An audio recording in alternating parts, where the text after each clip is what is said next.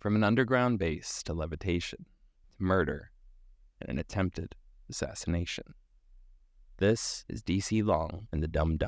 I didn't see you there. It all started early this morning. From hunting ghosts to Bigfoot, UFOs, cryptids, true crime, paranormal, and more. I've always wanted to see a UFO. Oh, I was researching for your entertainment. That's Bigfoot's cat. He basically wrote the book on modern cult. We aren't really comedians. What if Buddha did cocaine? The Addams Family on meth. This is the Black Cat Report. See you on the other side. Hello, everyone, and welcome to episode 94 of the Black Cat Report. My name is Gil, and joining me here yesterday is the chief dumb bunker spelunker, Joey. I am here. I'm also here tomorrow. I know you won't be here, but I'll just be sitting on video by myself tomorrow, just kind of talking to myself. This is a weird way to try to break a world record, but you know what? Friends support friends, Joey. I'm here for you. Yes. Quick note, my apologies for the delay in releasing this episode. My occupational shuffle kerfluffle, aka looking for employment after the last company I was working for, kind of went belly up just a little bit. Well, it's kept me a little bit busy. That said, we may be late, but we ain't going nowhere, so let's dive into this dumpster. Now, I want to start off with a recap. Last week, in part one of our series, we covered how D.C. Long grew up surrounded by members of the military as a result of his dad, Dwight's connections to nearby Fort Bragg, as he made a lucrative career working as a contractor for the U.S. government. One day in 2010, while making their way to a routine site inspection in order to prep for a government contract, D.C. and his dad were taken to a dump where they entered a secret, deep underground military base, aka a D.U.M.B. Once inside, they were threatened with their life if they looked around, and then taken through a massive room where D.C. was witness to a giant granite slab and a boulder that were floating about a foot to a foot and a half off the ground. D.C. faked a wardrobe malfunction and claimed he needed to tie his shoe, then used the opportunity to look underneath the floating slab. That only worked for about a moment or so before the military escort behind him caught on and forced D.C. to get up and keep walking.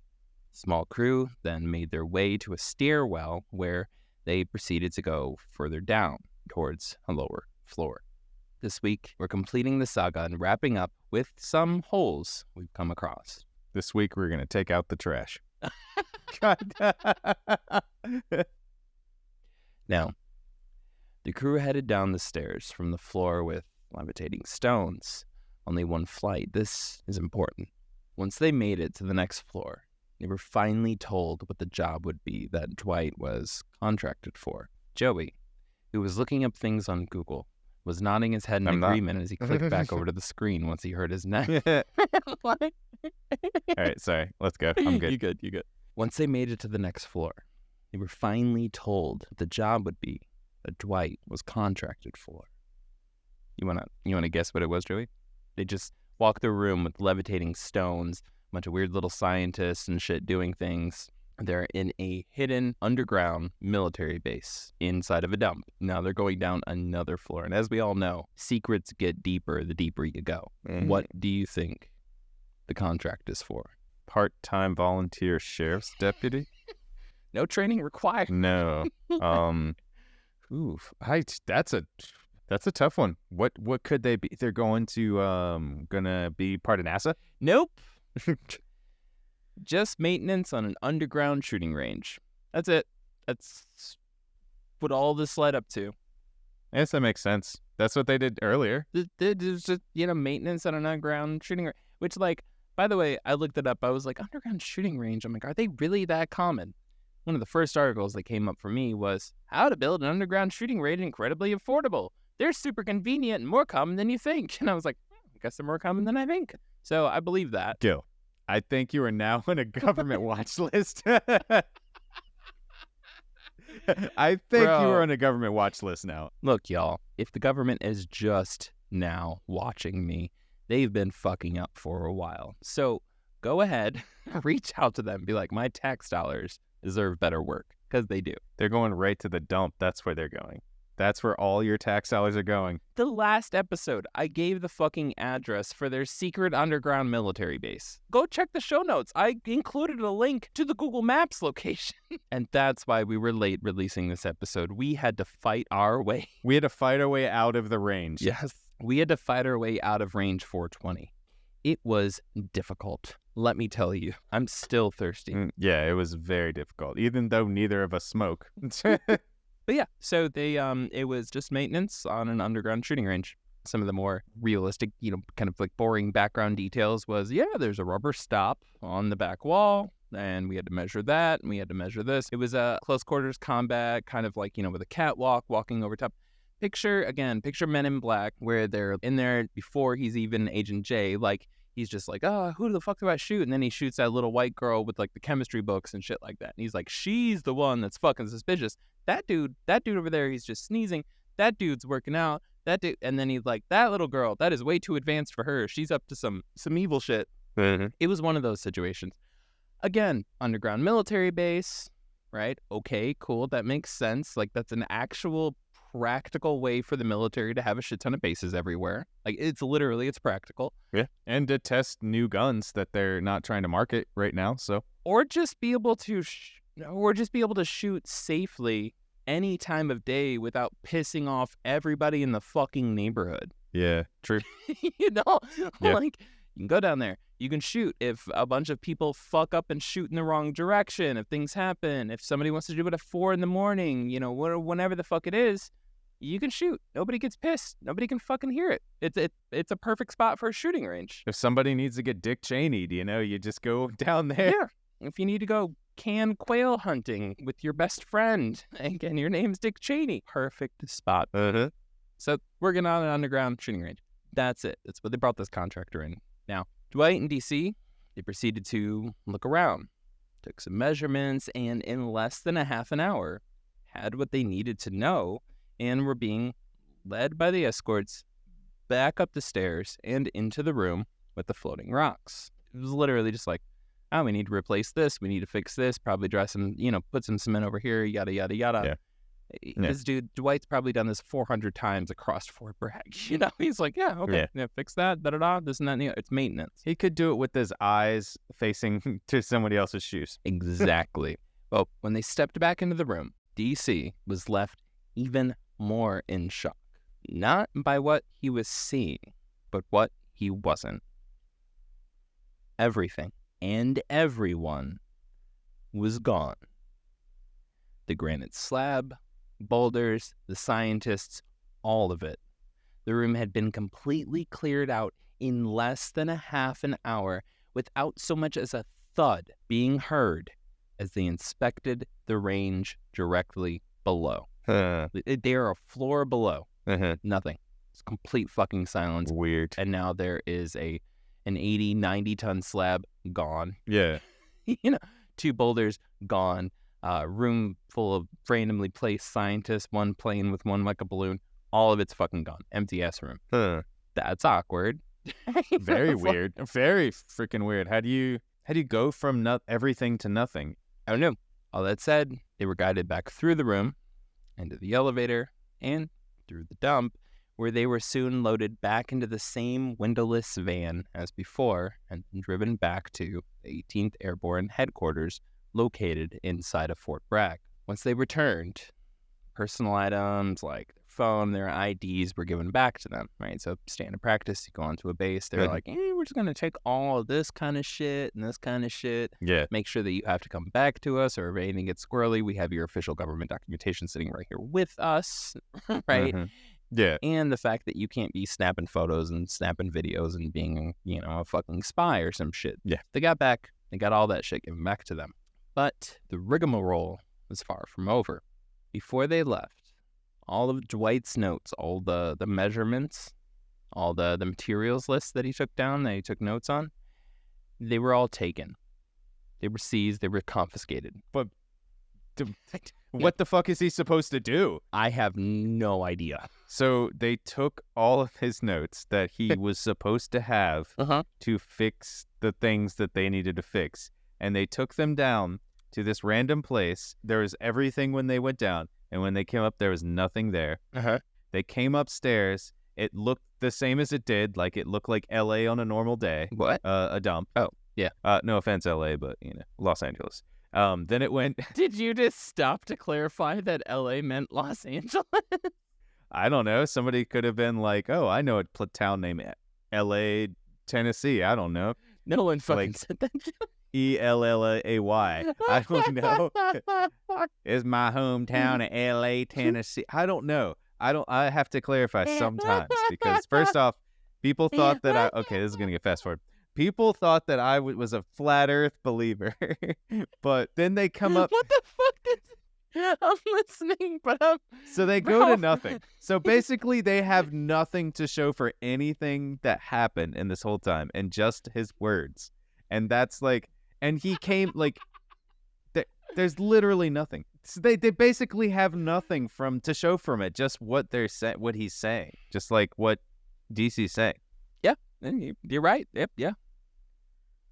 Well, shortly after, all their shit that was taken, all the shit that they were originally taken there for to document that was now taken from them once they got back, DC and Dwight found themselves standing on the opposite side of a man who was sitting at a desk with two contracts lying between them. They were NDAs, non-disclosure agreements, and the man told them that neither were allowed to leave until they signed them. Now, as DC tells the story, he looked at the contracts and said, quote, absolutely not. Later saying about the situation that while he didn't think it was a joke, he basically didn't think it was necessary. Kind of felt like it was like kind of like overkill. Like, are you fucking kidding me, bro? Like, man, fuck this. Like, I'm not going to fucking do this. Walked out of the room. Shortly afterwards, his dad was also standing there, Dwight, had the contract too, and he was also just like, man, fuck this. What the fuck are you guys are being fucking weird. Threw her back.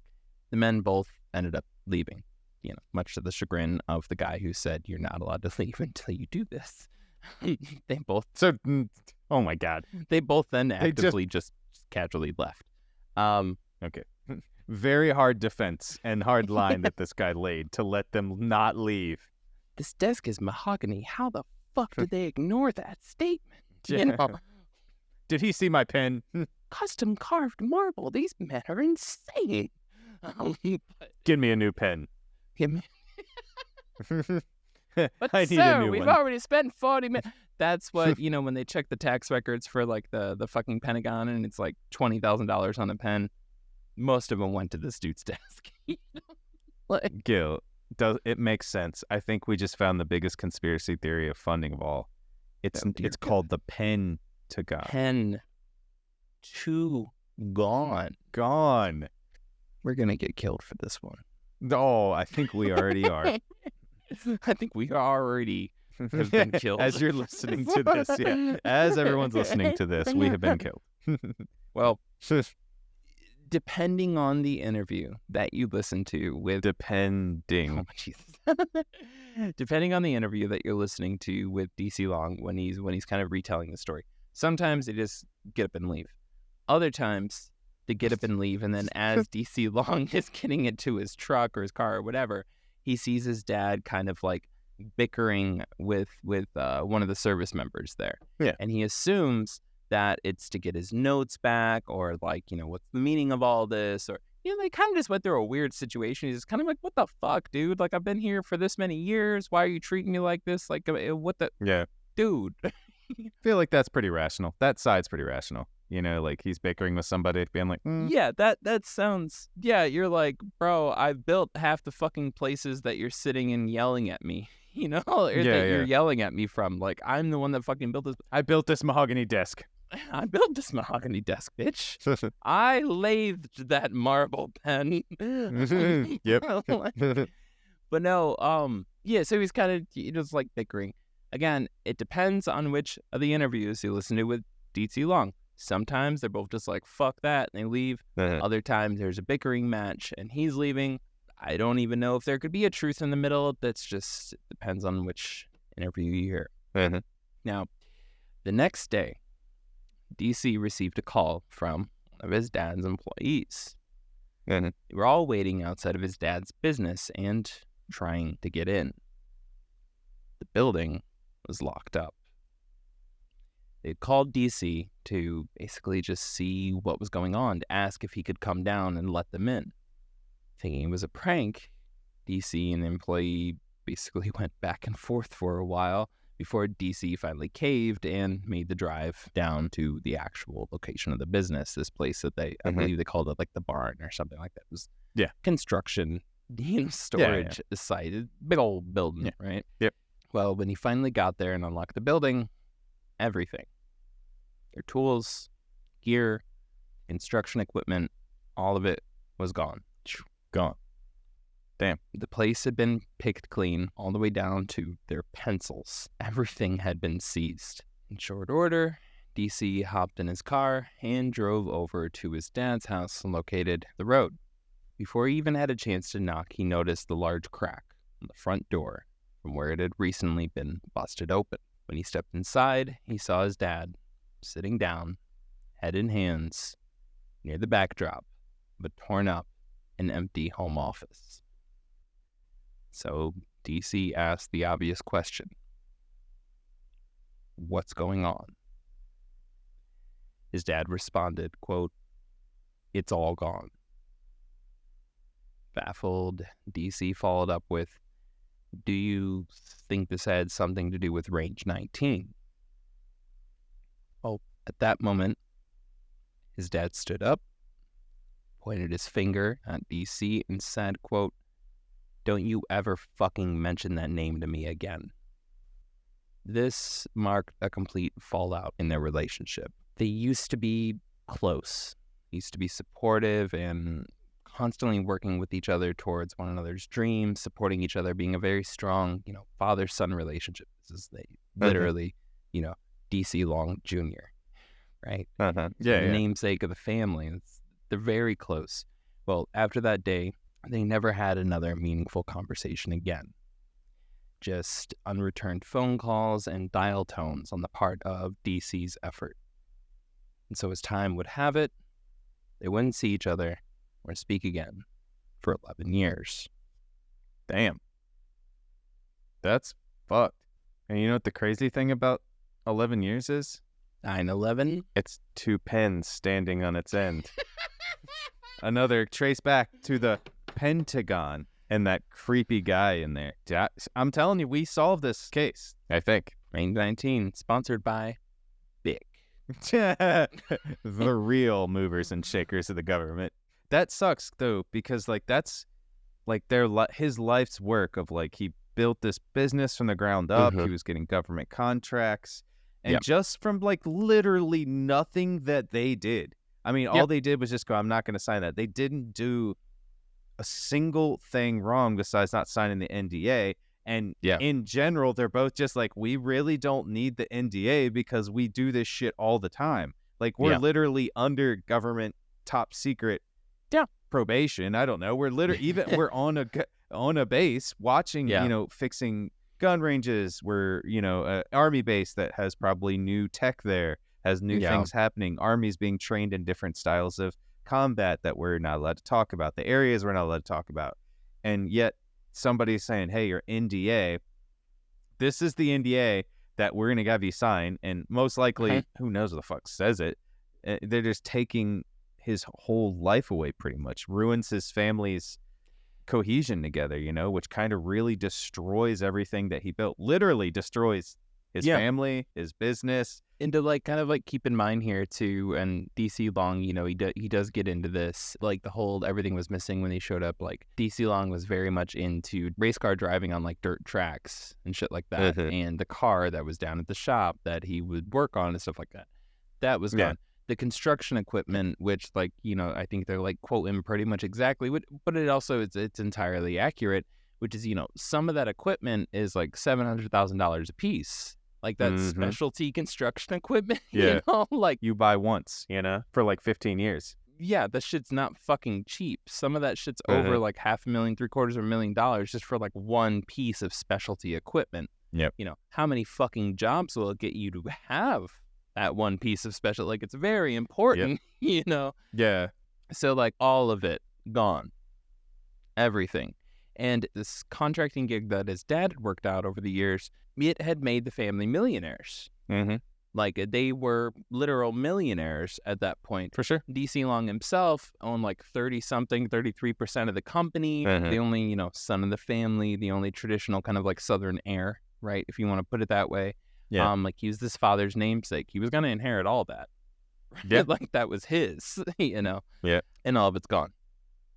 And his dad, even though they had had a perfect fucking relationship their whole life, and like, shit happens between father and son. DC Long talks about that. He's like, yeah, spats happen. You get in fights with your dad. That's very normal for sons to be like, hey, man, fuck you. Yeah, fuck you.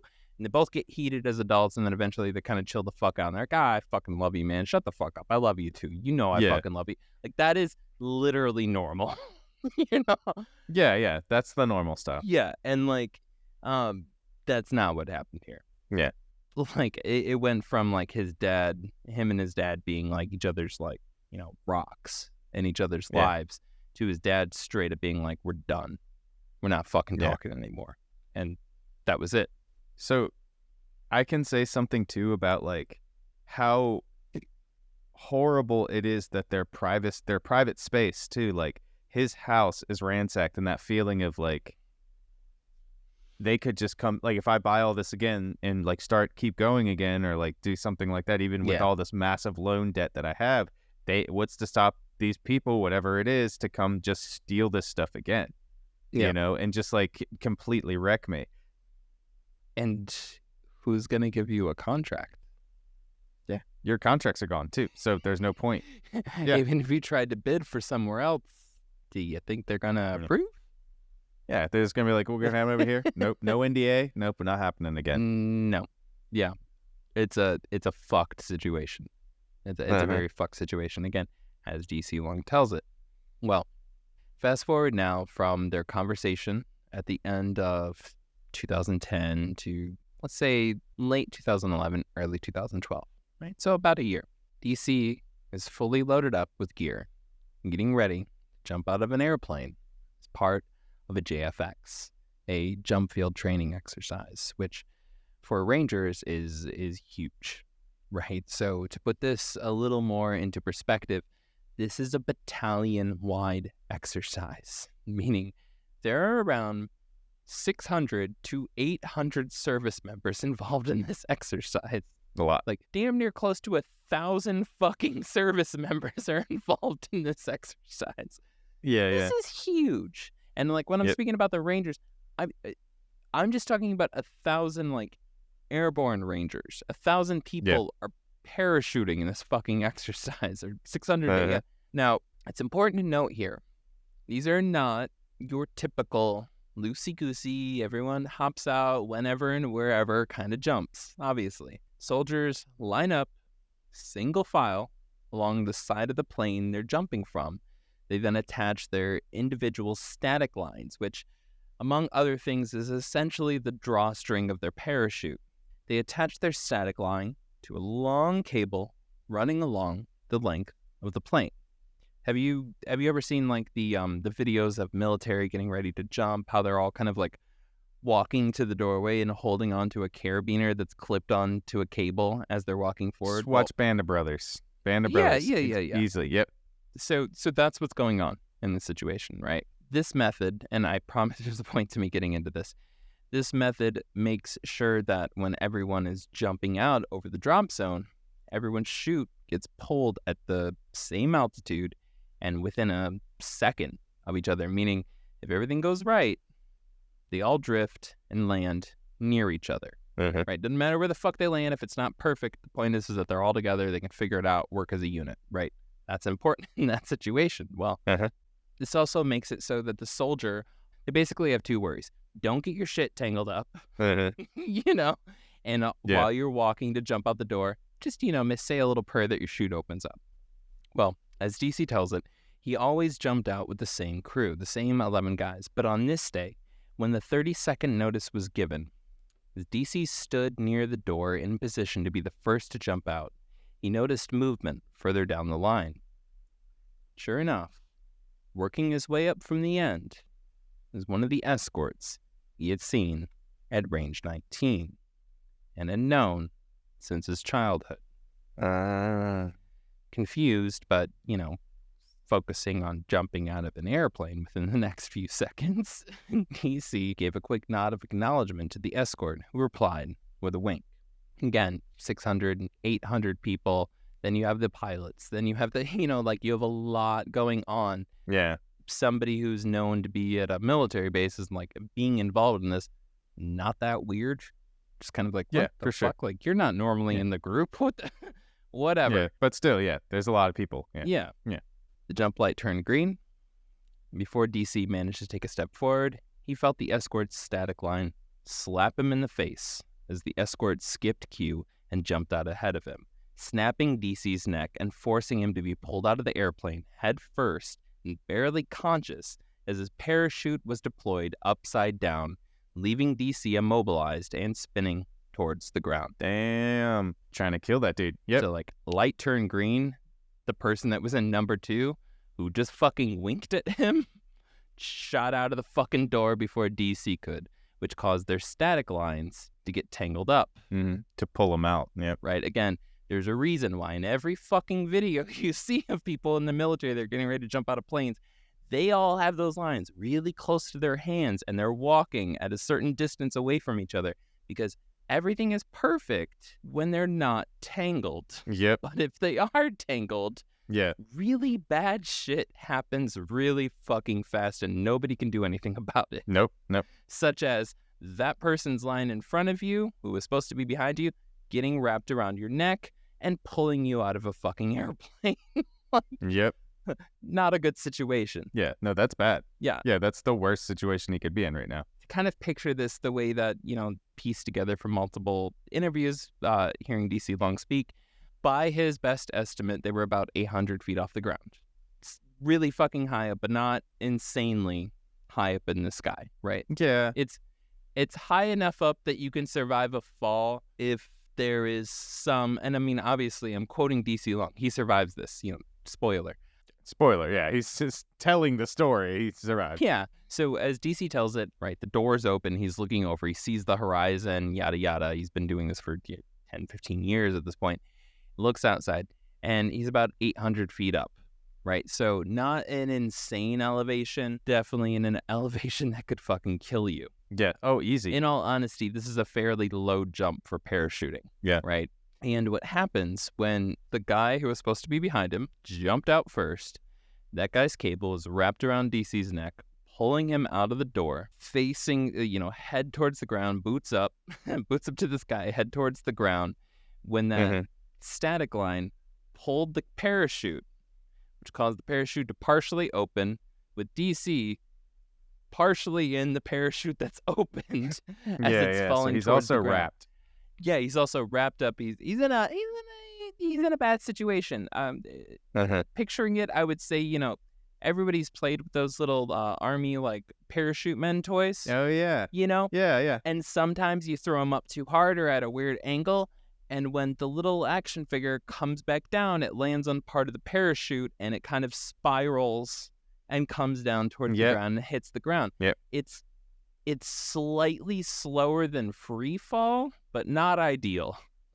Right? Not ideal that he really has not a lot of time to fix this than if he was doing a higher jump.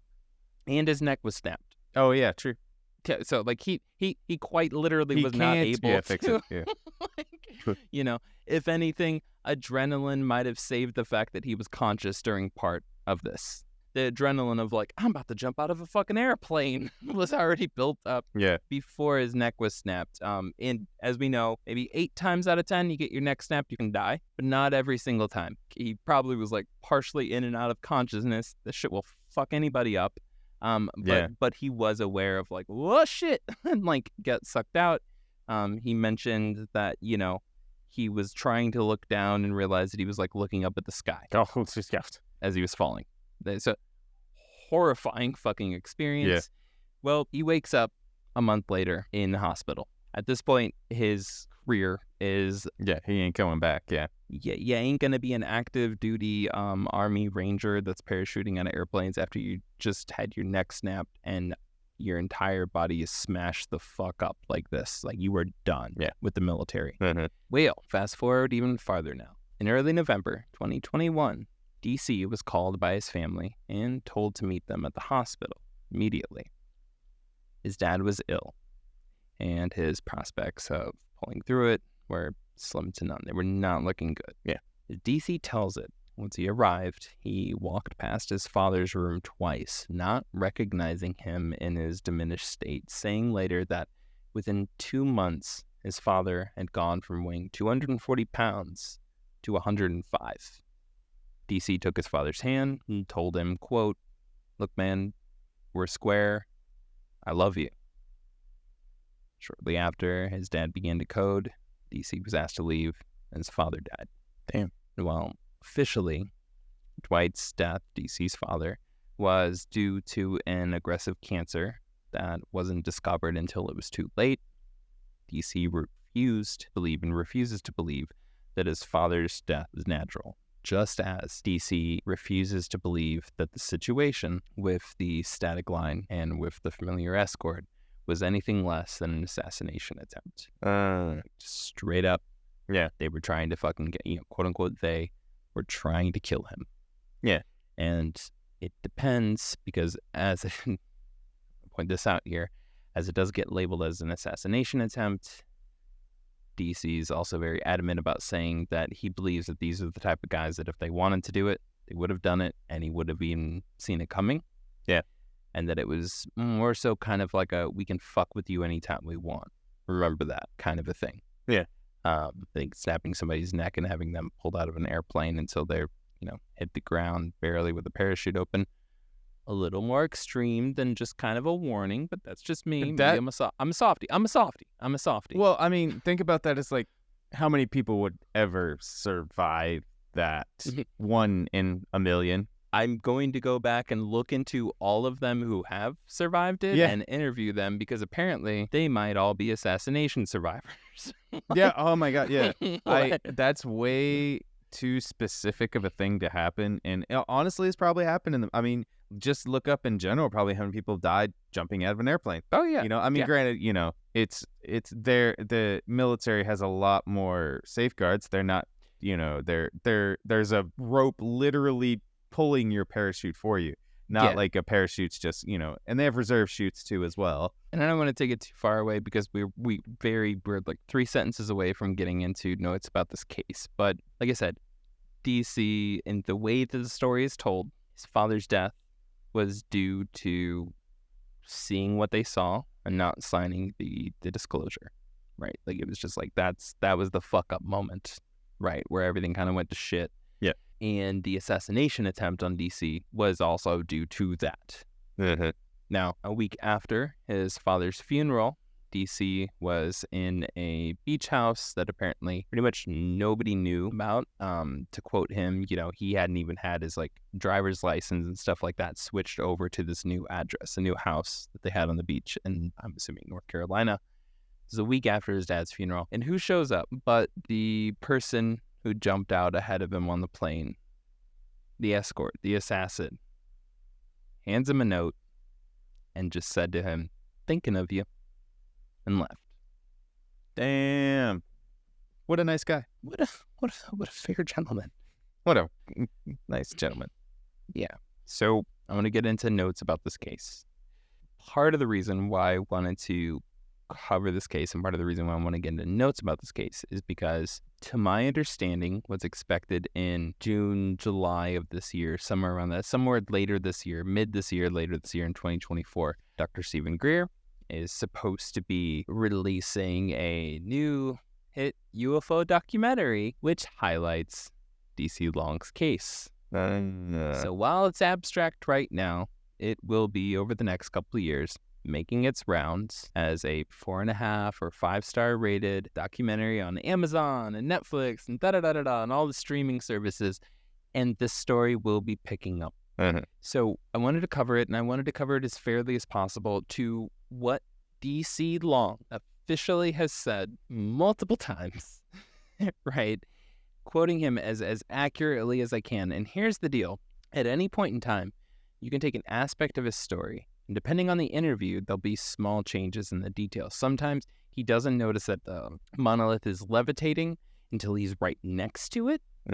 In other times, he notices that it's levitating the second the fucking door opens. And in another one, it's somewhere in between. That is 100% splitting hairs on my end. But as somebody who wants to, Lord forbid, like misquote somebody, I really hate misquoting folks. That kind of shit's important to me. And when I'm sitting there and I'm going through all these sources and I'm trying to be like, well, what happened between here and there? And then I'm like, wait a second. That's not what I have quoted from over here. And I'm trying to outline the story accurately based off of what the person's saying. I started finding discrepancies, right? And I'm like, they started to build up. Here's the thing that I decided to do in presenting this story to the audience. If y'all already haven't given in and gone to the Sean Ryan show or somewhere else to actually listen to these interviews, which again, all the links to the resources, including those interviews, are in the show notes. Please go listen to them.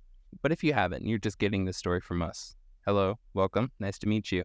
There's a point that I made here, which is I presented this story chronologically. And that might seem stupid, why the fuck wouldn't I present it chronologically? Well, I've never seen D.C. Long tell this story chronologically.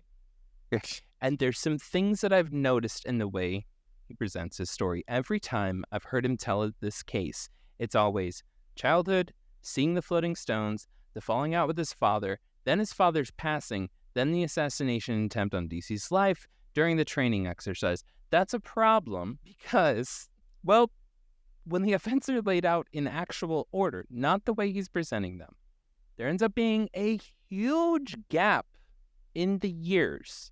DC Long's dad died over 10 years after the event. Yet, when DC Long tells the story, there is constantly, every fucking time, a sidetrack in the discussion.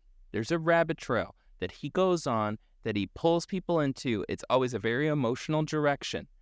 I'm sorry if I'm attacking him, and this is an organic way of him just kind of telling the story. I don't expect him to be a professional, biographer or narrator. I don't want to put that on him.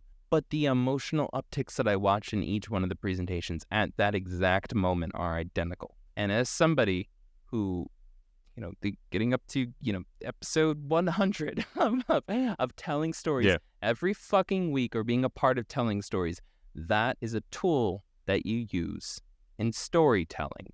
I can observe it. I can fucking see it. Yeah. And every single time he's like, well, and then da-da-da-da-da, and then we got into a fight and blah, blah, blah, blah, blah. And then he goes on to a long spiel every fucking time about how him and his dad were close, about how he sent the host a video or somebody about that was us, laughing and da-da-da-da-da. His dad did die. I found the obituary. I looked into it. Those dates are accurate.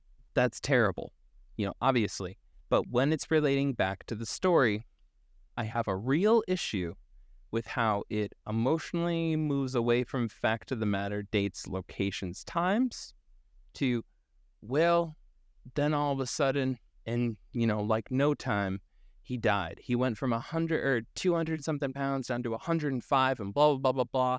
And they said that it was, an untracked cancer and da-da-da-da-da-da, and he just died and it was blah, blah.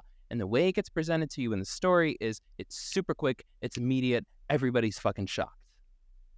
But when you slow it down and you actually write down the dates, there's a 10-year fucking difference. Which I gotta say, those are terrible assassins. If it takes 10 years to hunt down a guy who is literally walking into the base every fucking day or located in the area, I believe, looking at these details, that could very easily be an untracked cancer that developed. That is not shocking to me. In this same time, the way that it gets sold in terms of how I interpreted it after 3 interviews across different channels is they assassinate his dad, or they kill his dad, they murder his dad, and it's probably related to the stone and the vibrations and yada, yada, yada, somehow related to that. They killed him, they offed him. And then they go after DC. But that doesn't fucking line up for shit, because it's almost 9 years after DC has an accident parachuting that his dad dies. Every fucking time he tells the story, it's laid out in such a way that the only hiccups and hurdles that take place happen at times that the timeline doesn't make any fucking sense in his narrative. Yeah. Sorry for this long rant. Please go listen to the interviews and watch what I'm talking about. These are 10 minutes of him just being like, and then this and then that, right when they get to the point of like what happened next. And then he's like, well, anyways, back to it. So then my dad died. And it's like, sorry, bro, but what? Yeah.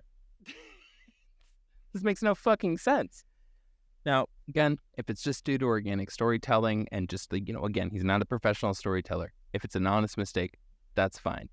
But I can almost fucking guarantee you that the professional storytellers that are going to be making this movie, this documentary about what happened to DC Long, it's supposed to be coming out in June, July of this year, they're going to tell it the same fucking way. That is misleading. Yeah. Listening to you tell the story, when you first said it, I went, there's a 10-year gap in between what's happening here. Yes. And that was the first thing I noticed about the way you're telling it. And looking at the way that you describe it now, the way that he's telling it is like, yeah, that's some loose storytelling. And to be fair, we all have those friends. Yes. That when they're telling a story, they go, hey, I was here, and Gil's pointing to himself, I was here, I was there. Oh, wait, I have to tell you this story before I get to my next story. And like, they go crazy. But if you're telling the same story over and over again and keep doing it at the same time, with the same emotion, feeling like that this guy probably has the same emotion, you're just like, when you tell that story over and over again, you don't always have the same emotion. It switches back and forth sometimes. I mean, sometimes you're probably not going to want to tell the same, you're not going to tell it the same way over and over again. So like little details where he's just like, I don't know, I was tying my rollerblade and then, while it bent down and the next one, he's like, I was tying my shoe. It's like, okay, he was just roller skating into the place. I get it. No big deal. Was it Adidas or Nike, motherfucker? Like, we're not freaking out about that. Yeah. Yeah. Yeah. I mean, that's not the big news. And I know as people that do UFO research and, Gil getting super into UFO research, and to people that describe and people go into true crime, like every little piece matters into every story. And here I'm just like, well, I want to hear the big pieces that are going on, like the little detail of your shoe size at that time. Yeah. It doesn't matter, but the 10 years in between your assassination attempt and your dad's assassination attempt doesn't make any sense.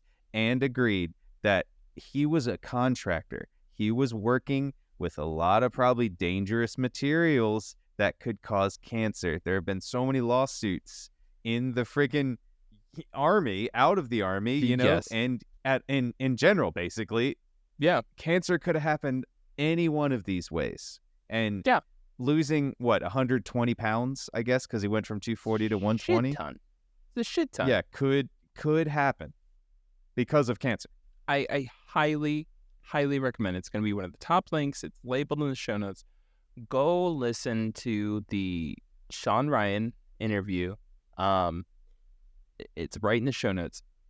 Tell me if I'm crazy about the way that this story is laid out and when emotional shifts happen. When those emotional shifts happen, there is a decade of difference.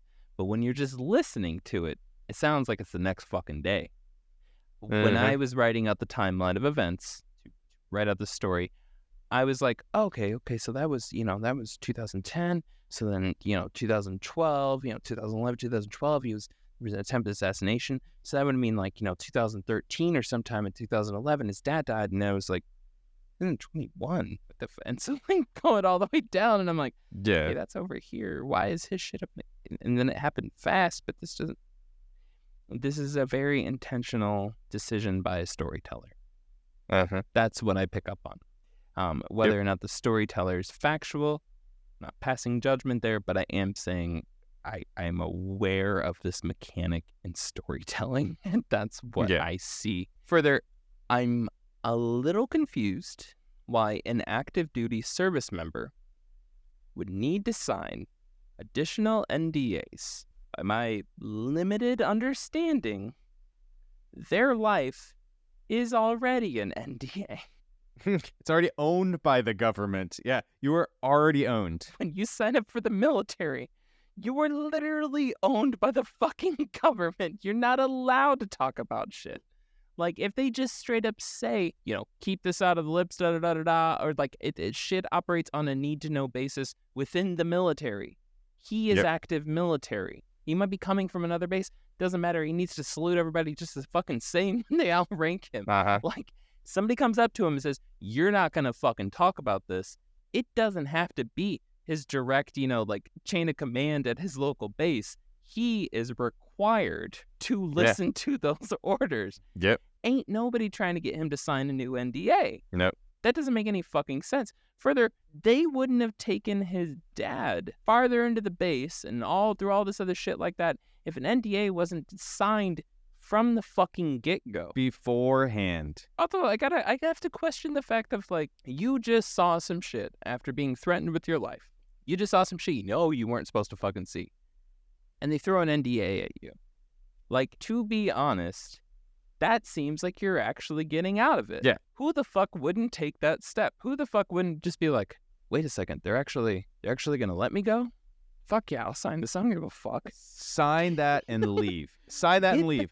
Get the fuck out, and then hit us up at contact@blackcat.report. Spill everything before they assassinate you. But in that brief window, we want you. Yeah, Gil will see that email almost immediately, and they won't be able to delete it off of the servers before he can read it. Within a minute, because I copy and paste that shit. Yep. And then he sends it to me. And then we send it to a numerous amount of people. And then we send it back to them, because they're not the only ones allowed to play psychological warfare games on us, motherfucker. We fight back. Right. And then Gil finds their address, and we go up to them and say, hope you're doing okay. Now, no, but it is baffling to me that there's this moment where it's like, sign the NDA or you're not allowed to leave. I ain't signing this. After you just saw levitating fucking stones and somebody was threatening to shoot you if you looked around. And then I ain't signing this. And they're like, rats. Yeah, like there's no... And then you just leave. And then it's just like, wait, what? Yeah, there's no way that ends that way. And to be fair, I thought about this too. Those freaking... If this is the truth, and I'm not passing judgment, I'm just saying if this is the truth and they were levitating those stones, scientists were levitating the rocks, they could literally, these huge pieces of equipment that they had, they could have just taken whatever it was, levitated all this stuff out of the place, and then just taken it away. Taken it away. I'm jumping in here because that was my literal next point, Joey. Same levitating wavelength. Now, I said, now, as for the levitating stones, if they only took a half an hour to move, why did they risk showing DC Long and his father them to begin with? Why did they not just, move them before DC Long and his father got there? Or, here's another option, if that wasn't, an immediate option, maybe that shit needed a power up or something. Who knows? Now, throw a tarp on top of them. Or I have an idea. Easier still, just turn off those black boxes and let them just be normal, only slightly rocks. Out of place stones that makes no sense to me. Like, just have them powered down, and then all of a sudden, nobody's questioning it. They're just like, yeah, we're underground. There's weird shit here. Whatever. We're just walking. Like, nobody gives a fuck. Yeah. Or just put a tarp on them. You wouldn't even know if they were levitating.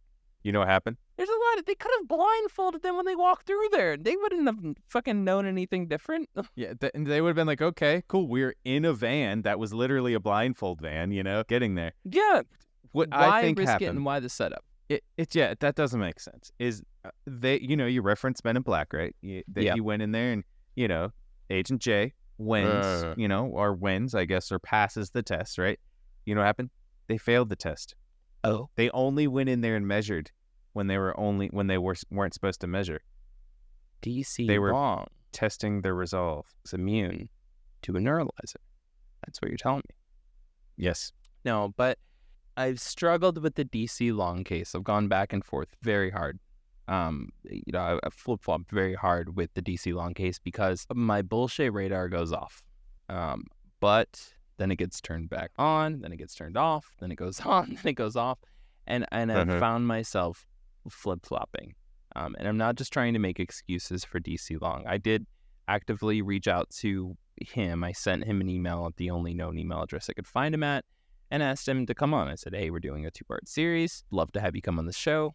Hopefully he responds to this. And I would love to ask him these questions literally and laugh about shit if we're misinterpreting it or if it is just absurd. This life is full of absurd shit happening that doesn't make any fucking sense. I'm not gonna of oddities.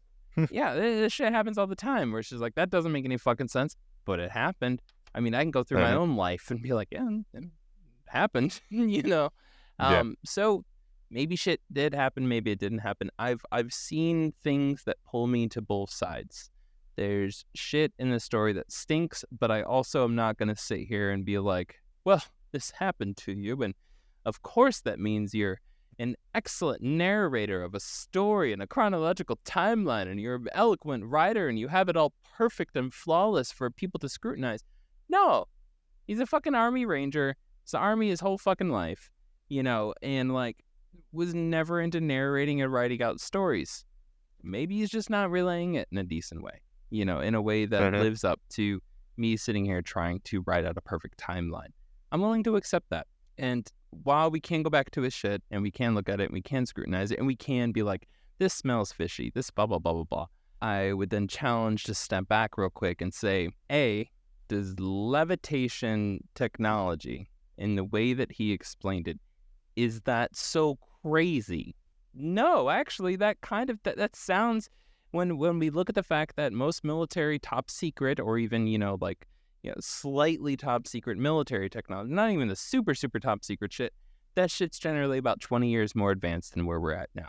Yeah, probably up to 30 or 40 years, depending with the way the technology multiplies on top of itself in terms of advancement. So we're looking at a 20 to 40 year gap between what civilians have and what the military has. Having a large black toolbox that can sit on top of something with slightly weird corners attached to an object that can help it levitate through sound, right? Or some sort of actual vibration, while it might not be visible, it is physical. Sound is a physical thing that hits surfaces. Yeah, you can feel it. Yeah. That is not insane.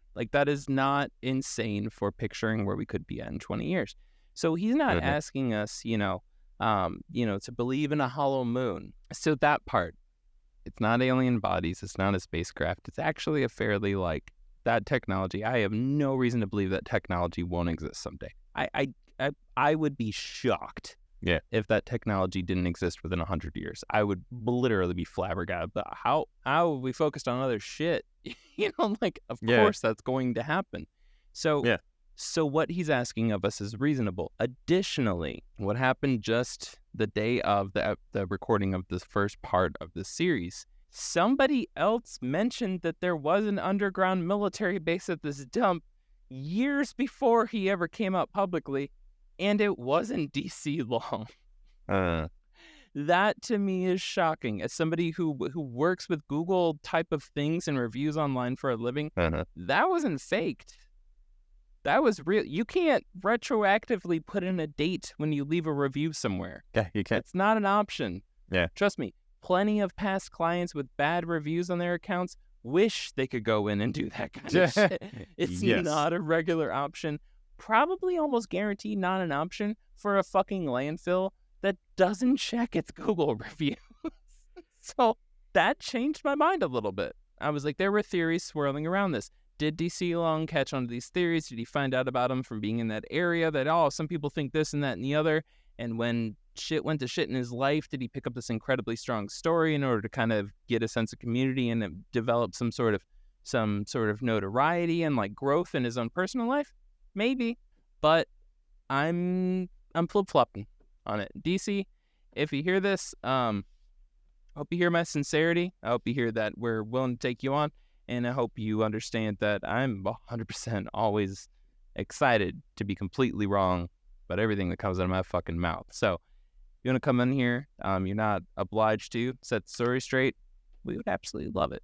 If you wanted to Yeah. come here and just tell us, like, hey, you guys are idiots. And I mean, granted, I'm not passing any judgment on how you feel and Yeah. what's going on. I'm trying to remain completely biased.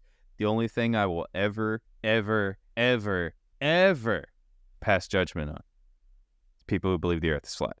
We love you guys. And unlike last week, which rolled over into this week, we will see you all this week when we finally release an episode on time. That's right, motherfuckers. This Sunday. Sunday. It'll be out. We promise you. We Sunday triple at dog Spotify Sports Arena. cat promise you that we will get the episode out on time.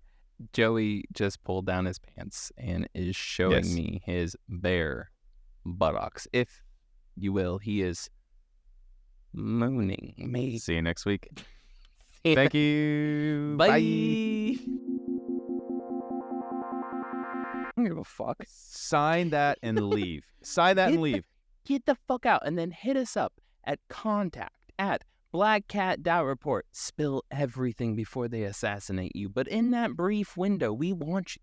Yeah, Gil will see that email almost immediately, and they won't be able to delete it off of the servers before he can read it. Within a minute, because I copy and paste that shit. Yep. And then he sends it to me.